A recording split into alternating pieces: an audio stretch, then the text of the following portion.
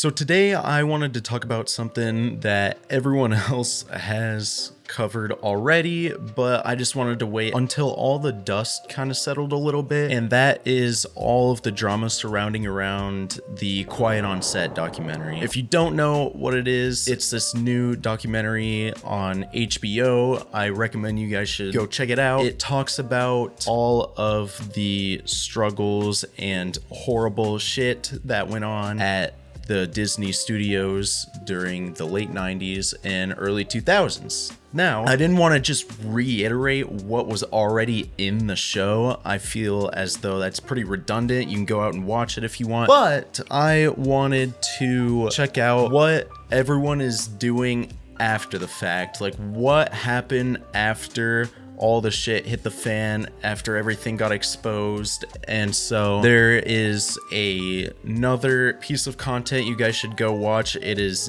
Dan Schneider, him and Boogie, who is on iCarly, who's an actor. They basically have this interview, and it feels like a very forced fake interview where Boogie doesn't really play devil's advocate to Dan Schneider. He just kind of gives him questions. Dan answers in the most PR way possible to try to clear his name. And I don't think that really helps because he did a lot of horrible, inexcusable shit. He is a very big creep, a very big foot fetish person. He absolutely loves grippers for whatever reason. That is one of the biggest reasons for people's gripes about him. He made a horrible workplace for everyone. But I wanted to talk about some people that were not on Quiet on Set. One of the biggest people that wasn't in the documentary was Amanda Bynes, and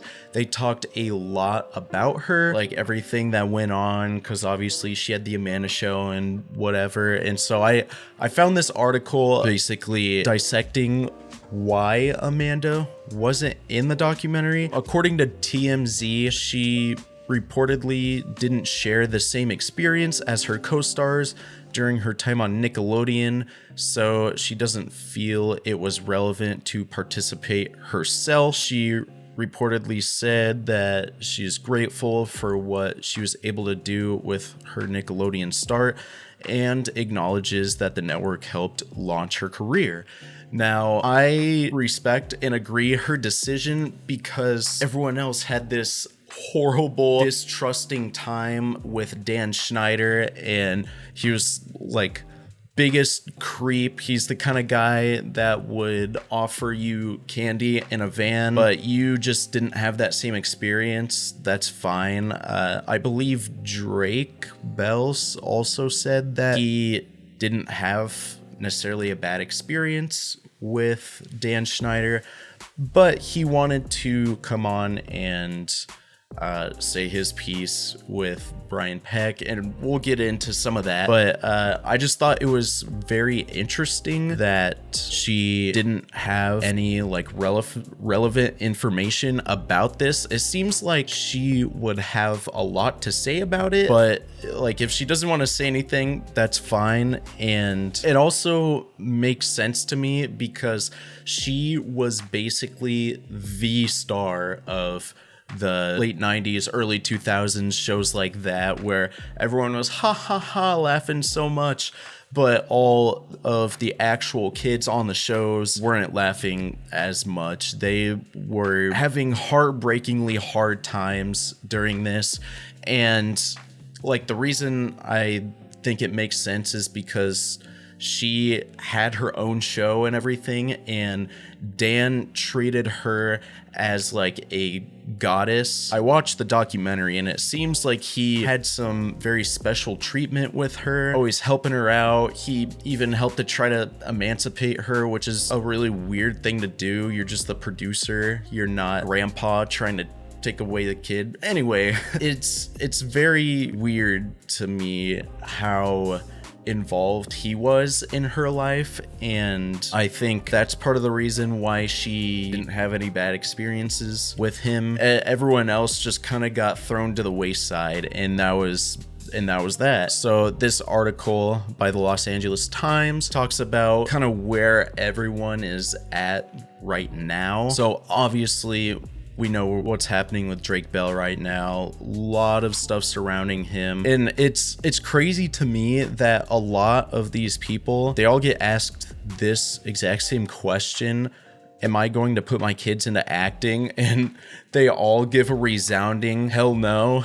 Like, I am not putting anyone else through that shit. You have one experience and you kind of don't want other people to repeat that. It's just a vicious cycle. That's what they kind of talk about in the show, is that they're speaking out because they want to break this cycle of horrible working conditions for people in Hollywood. Not just Nickelodeon. This is like a big Hollywood thing. Everyone gets thrown around like they're not even real people, and I feel like that's very deplorable and disgraceful. The entertainment industry is horrible with this kind of stuff. Moving on to Amanda Bynes. Basically, after getting her big Dan Schneider break. That's weird. Dan Schneider's big break.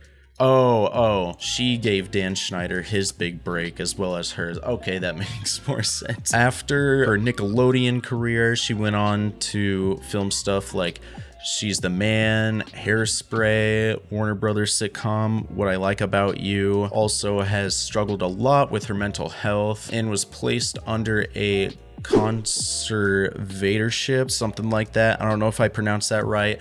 But being controlled by her parents from 2013 until 2022.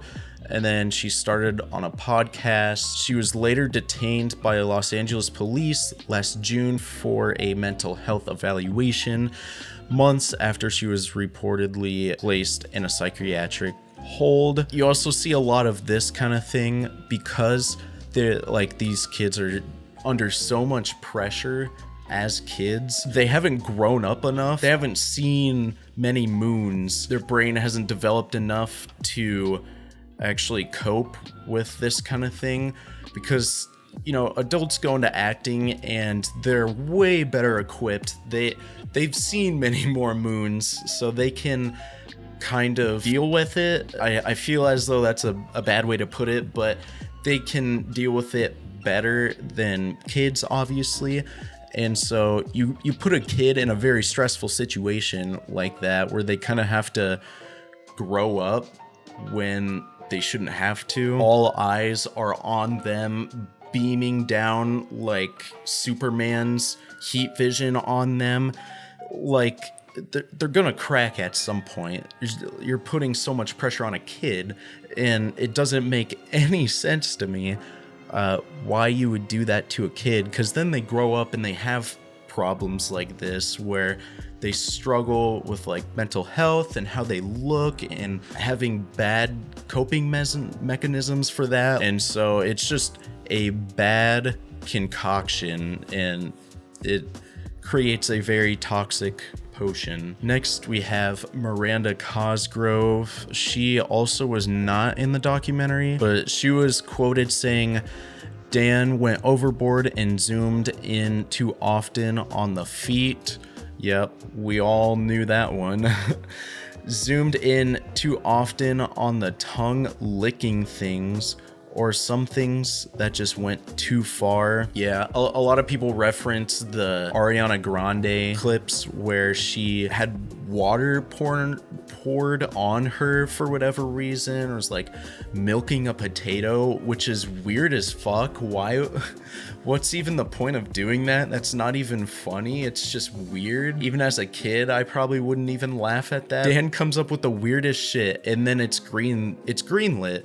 Like, are you serious? You're gonna greenlight this? It's horrendous. You shouldn't put anyone through that. One thing I have seen is that some people are talking about how Dan, in his rebuttal interview where he tried to make himself look as this like woeful prince, where, ooh, pity me, I did all these bad things, now I'm paying the consequences for it, pity me. It's crazy. I've seen some people talk about how he said that if something wasn't right, just cut it, but that still doesn't change the fact that you had to put everyone through the filming and editing of that, and you still can't change the way people felt about it.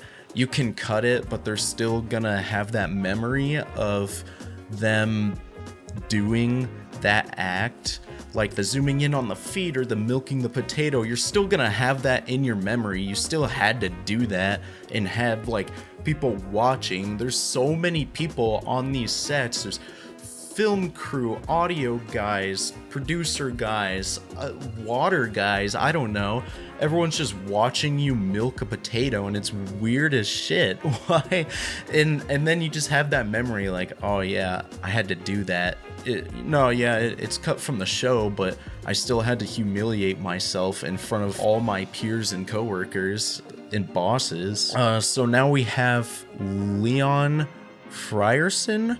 He was on 2 seasons of All That. He spoke about feeling uncomfortable with some of the content of the sketches and the costuming, which featured leotards that made him feel very exposed. So he was interviewed on Dan Abrams Live. I don't know what that is, but that was Thursday night, where he said Schneider's apology was better late than never. I'm not here to judge someone for eternity. I think there is an opportunity.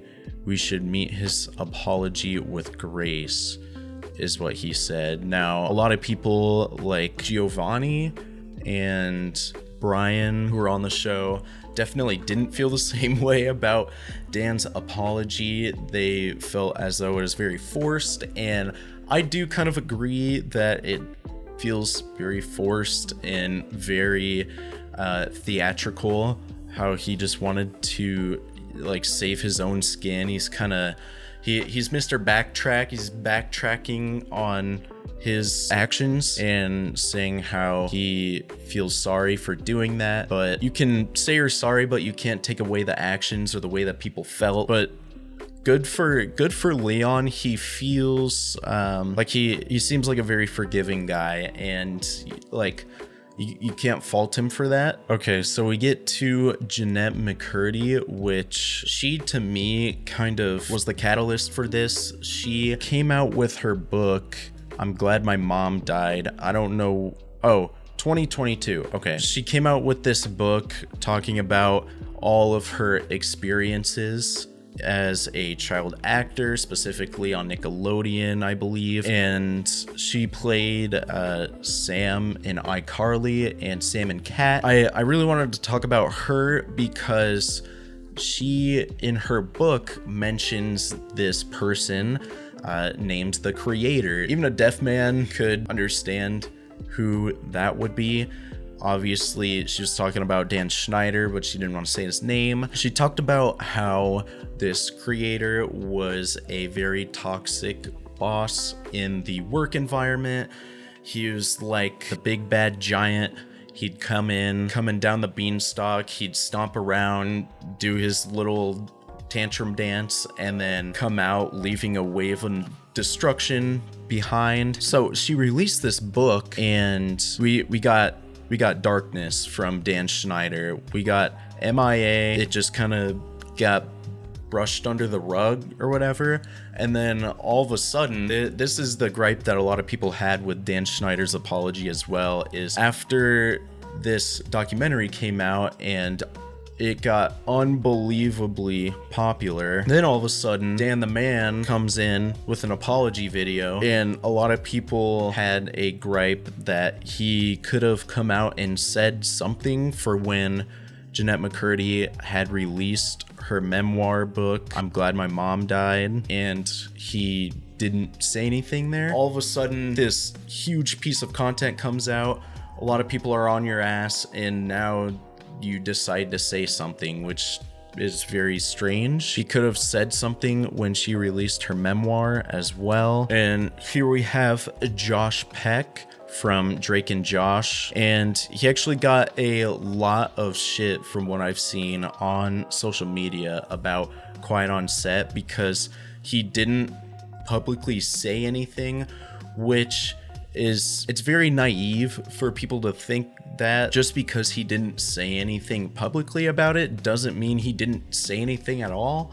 And even Drake came out and explained that Josh had reached out to him privately about the whole situation and has been helping him through a lot of that stuff. And so social media is only a sliver of people's lives, and people were really on him about that for whatever reason. It's a little shitty.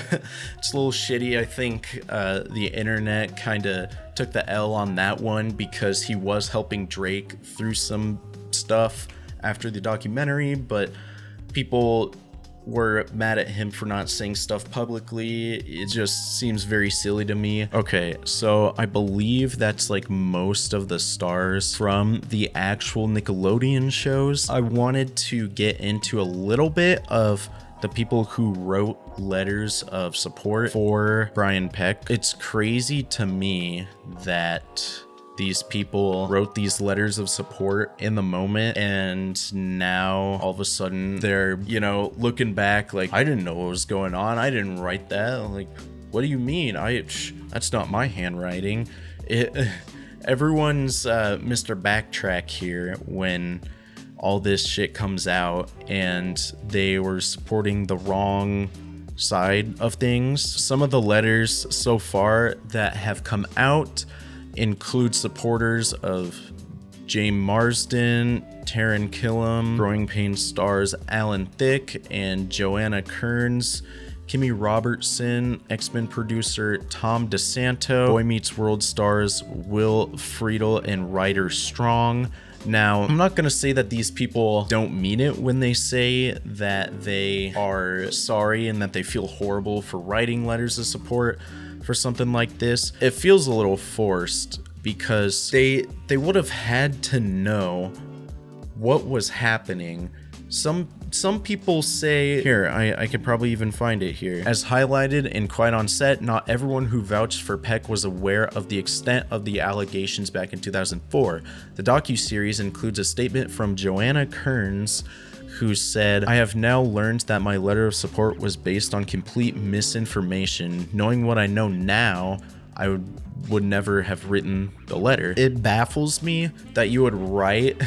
This is what gets me. It baffles me that you would be so naive to write a letter of support without knowing the full extent of what's going on. To kind of elaborate more on this, I have this website from John Helms' law firm. I assume that this is mostly correct because it's an actual defense attorney law firm in, looks like, Dallas, Texas.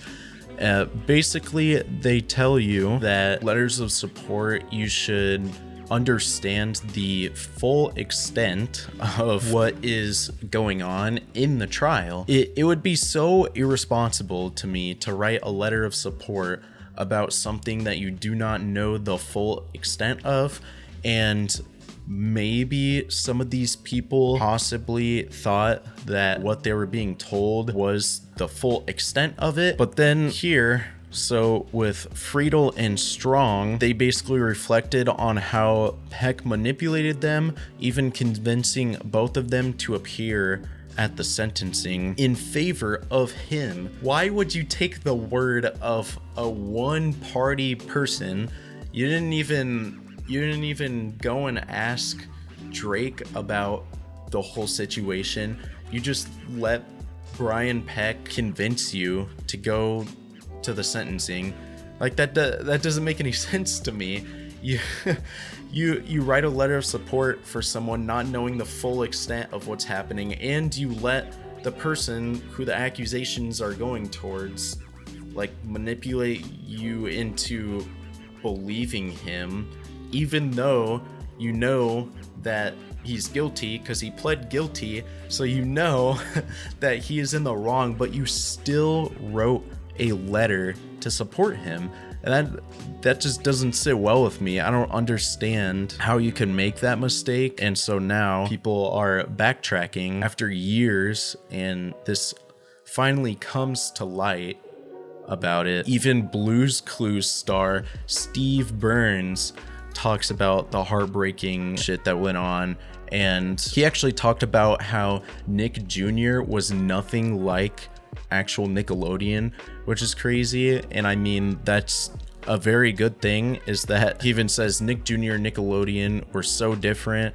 We're in New York, they're in LA. There's no overlap whatsoever between any of these shows and what we were doing. Goes to show that not every Nickelodeon studio is demonically bad. Some part of your childhood can still survive, and not everything was a bold-faced lie. Not everything was shit, because I used to watch Blue's Clues as a kid. I love this guy, and it's nice to hear that at least Nick Jr. did not succumb to the wrath of Dan Schneider. So moving on to the next piece, I wanted to touch on the bonus episode that came out recently of Quiet on Set. Like this title says, some people felt like this was pure exploitation.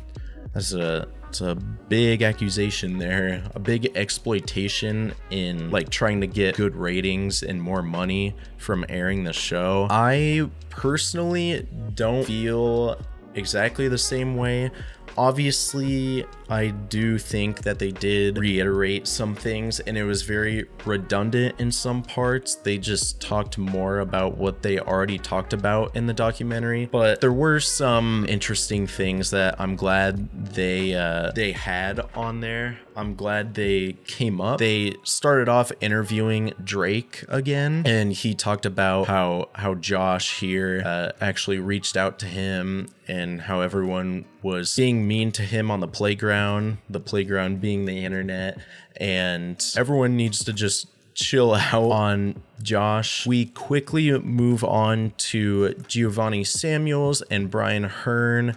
They talk more about this whole situation and what happened after, and one key point that I thought was very interesting is that they had Giovanni Samuels talk about how Dan actually called her before she started filming her parts in the documentary or something like that, and asked her if she could put in a good word for her.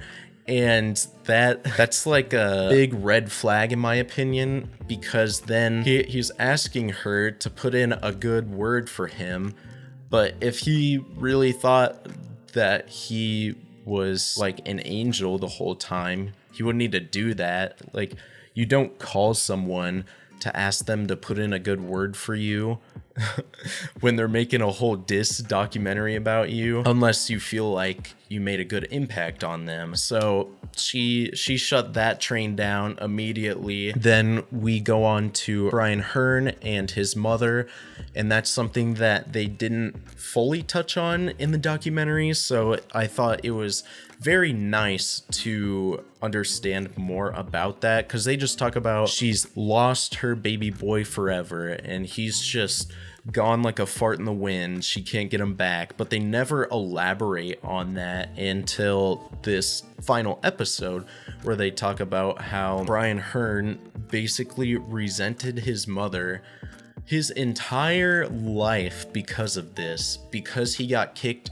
from the show because his mom stood up for him. He basically resented her his entire life until this documentary came out and they were able to reconcile, which is very sweet but very sad as well. If Dan Schneider was not such a unbelievable, insufferable prick, then none of that bad shit would have happened. All those weird jokes, making, you know, Brian and Giovanni and a plethora of other people feel bad, then Brian probably would have had a good relationship with her mother. I mean, we don't fully know that, but there's definitely a better chance that he would have a great relationship with his mom throughout his entire life, and not just like completely severed ties until the documentary came out and they understood why that happened. And then the conversation moves into a discussion with former cast member Shane Lyons. This guy,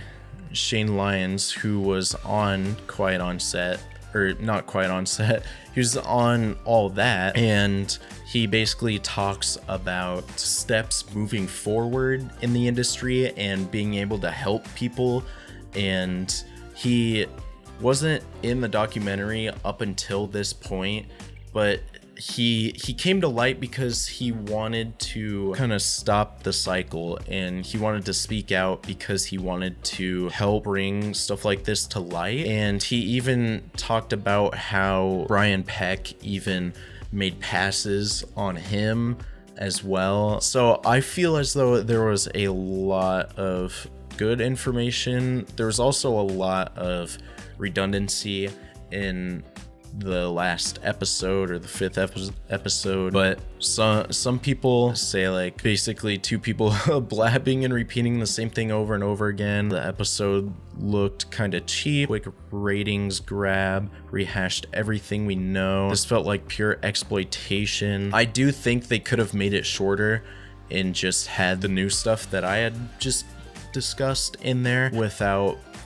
the other rehashing of what had just happened. That's just my opinion. I feel like the episode does add some things, but it definitely is like a lot of filler. It's like Naruto fillers, like 40%, maybe even 60% filler in that episode. I just wanted to kind of go into a deep dive into this because I thought it was really interesting, and I wanted to pull up a lot of articles about what has happened in between the show, what has happened outside and after the show, everything like that, stuff that they didn't touch on. Let me know what you guys think about this in the comments. If you guys liked the show, if you have different opinions, I want to hear them. But that's about it. I'll see you guys later.